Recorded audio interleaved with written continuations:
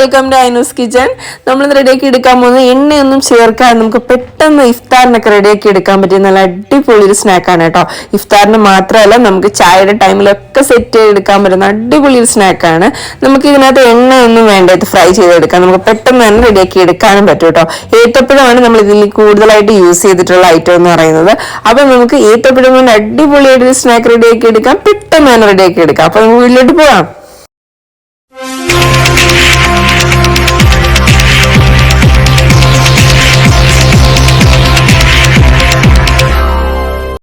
നമ്മൾ ഈ ഒരു സ്നാക്ക് റെഡിയാക്കി എടുക്കാനായിട്ട് 2 പഴുത്ത ഏത്തപ്പഴമാണ് എടുത്തിട്ടുള്ളത് കേട്ടോ. ഈ ഒരു പഴുപ്പിലാണ് എടുത്തിട്ടുള്ളത്.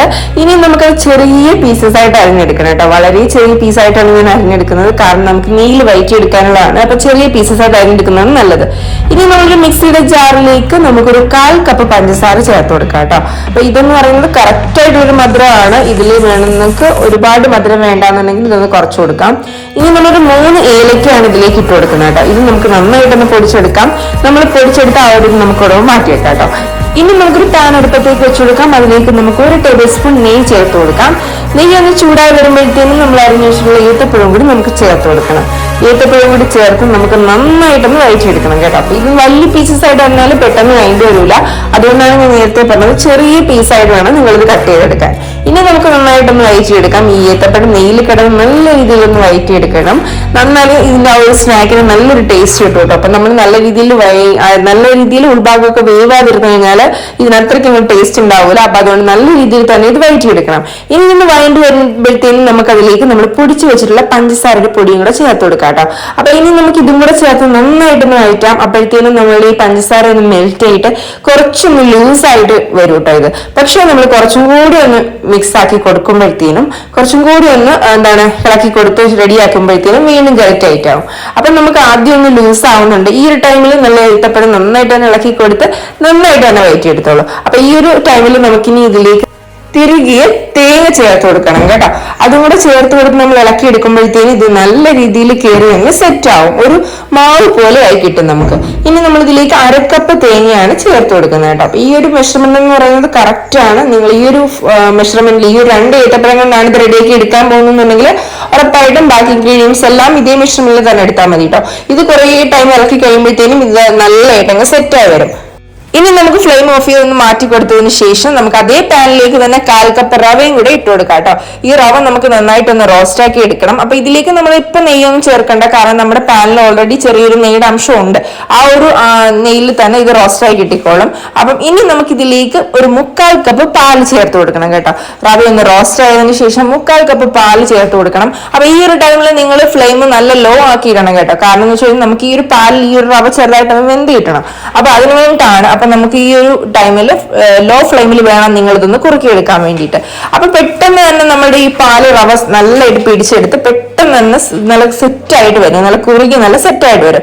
ഈ ഒരു ടൈമിൽ നമുക്ക് നേരത്തെ നമ്മൾ എടുത്ത് മാറ്റി വെച്ചിട്ടുള്ള നമ്മുടെ ഏത്തപ്പഴത്തിന്റെ മിക്സും കൂടെ ചേർത്ത് ഇളക്കി കൊടുക്കണം കേട്ടോ. അപ്പൊ ഈ ഒരു റവയുടെ മിക്സും നമ്മുടെ ഏത്തപ്പഴത്തിന്റെ മിക്സും കൂടെ നന്നായിട്ട് നമ്മൾ ഇളക്കി എടുക്കുമ്പോഴത്തേനും ഇത് നല്ലൊരു മാവ് പോലെ നമുക്ക് കിട്ടും കേട്ടോ. അത്രയും നന്നായിട്ട് നമ്മൾ ഇളക്കിയെടുക്കണം.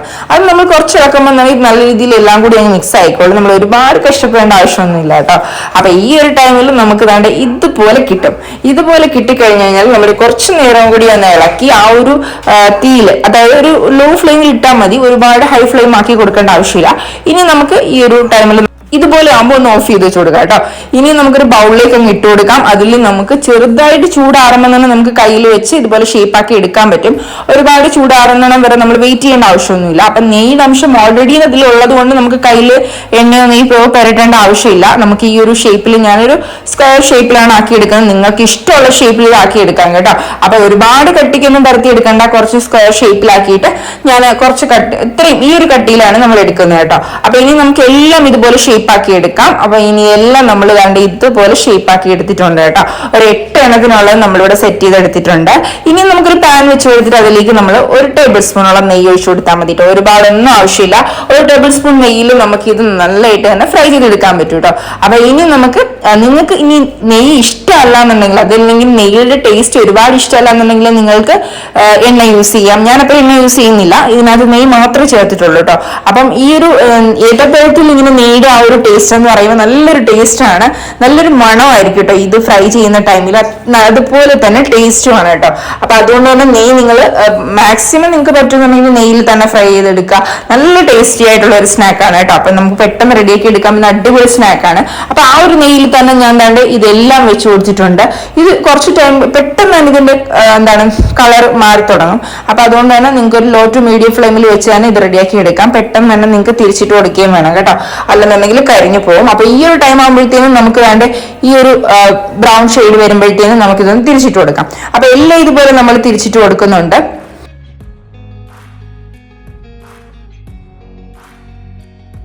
അപ്പൊ നിങ്ങൾക്ക് ഈ വീഡിയോ ഇഷ്ടമായിട്ടുണ്ടെങ്കിൽ ഉറപ്പായിട്ടും ലൈക്ക് ചെയ്യാനും ഷെയർ ചെയ്യാനും മറന്നു വേണ്ട. അതുപോലെ ഇതുവരെയും നിങ്ങൾ സബ്സ്ക്രൈബ് ചെയ്തില്ലെങ്കിൽ ദയവായി ഒന്ന് സബ്സ്ക്രൈബ് ചെയ്തേക്കുക. കൂടെയുള്ള ബെല്ലൈക്കനിൽ ഓൾ എന്ന ഓപ്ഷൻ എനേബിൾ ചെയ്യാനും മറക്കണ്ട കേട്ടോ. അപ്പൊ ഈ ഒരു ടൈമിൽ നമുക്ക് ഇതൊന്ന് മാറ്റി കൊടുക്കാൻ രണ്ട് സൈഡ് ഒരുപോലെ നമ്മൾ ഫ്രൈ ചെയ്തെടുത്തിട്ടുണ്ട്. വേണമെന്നുണ്ടെങ്കിൽ നിങ്ങൾക്ക് സൈഡൊക്കെ ഒന്ന് ചരിച്ച് വെച്ച് ഫ്രൈ ആക്കി എടുക്കാം കേട്ടോ. ഇപ്പൊ തന്നെ സെറ്റ് ആണ്, അടിപൊളി ടേസ്റ്റ് ആണ് കേട്ടോ. എല്ലാവരും ട്രൈ ചെയ്ത് നോക്കുക. അപ്പൊ നമ്മളിത് ഫ്രൈ ചെയ്യുന്നതിന് മുന്നേ തന്നെ ഇതിന്റെ ആ ഒരു മിക്സ് ഉണ്ട്, അതിന് തന്നെ നല്ലൊരു ടേസ്റ്റ് ആണ്. അപ്പൊ നെയ്യിൽ ഫ്രൈ ചെയ്ത് കഴിയുമ്പോൾ അടിപൊളിയാണ്. അപ്പൊ നിങ്ങൾ പ്രിയപ്പെട്ടവർക്ക് ഷെയർ ചെയ്ത് കൊടുക്കുക. അതുപോലെ നിങ്ങൾ ട്രൈ ചെയ്ത് നോക്കിയിട്ട് ഫീഡ്ബാക്ക് പറയാൻ മറക്കണ്ട കേട്ടോ.